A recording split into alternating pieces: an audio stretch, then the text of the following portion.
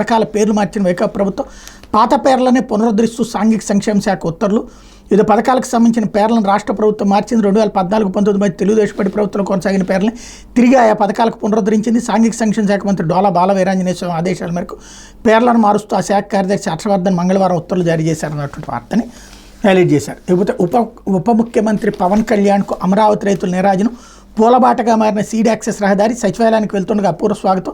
జనసేన అధినేత ఉప ముఖ్యమంత్రి పవన్ కళ్యాణ్కు అమరావతి రైతుల నుంచి అపూర్వ స్వాగతం లభించింది. మంత్రిగా ప్రమాణ స్వీకారం తర్వాత తొలిసారి రాజధాని ప్రాంతానికి వచ్చిన ఆయనకు అడుగడుగున రైతులు, మహిళలు, కూలీలు నీరాజనాలు పలికారు. సీడ్ యాక్సెస్ రహదారి నుంచి వెలగపూడి సచివాలయం వరకు పూలు పరిచి ఆహ్వానించారు. వైకాపా ప్రభుత్వ హయాంలో అమరావతి ఉద్యమానికి మద్దతు తెలిపేందుకు పవన్ రాగా అప్పట్లో పోలీసులు అడ్డుకున్నారు. అయినా ఆయన వెనక్కి తగ్గకుండా ముళ్ళ కంచెలు దాటుకుని వచ్చి మరీ రైతులకు అండగా నిలబడ్డారు. ఆ సందర్భాన్ని గుర్తు చేసుకుంటూ అన్నదాతలు పవన్ మేడలో ఆకుపచ్చ కండవాలు, భారీ గజమాల వేసి కృతజ్ఞతలు తెలిపారు. తాళ్లాయిపాలెం కూడల వద్ద న్యాయదేవత విగ్రహాన్ని పవన్ పుష్పాంజలి ఘటించారన్నటువంటి వార్తని హైలైట్ చేశారు.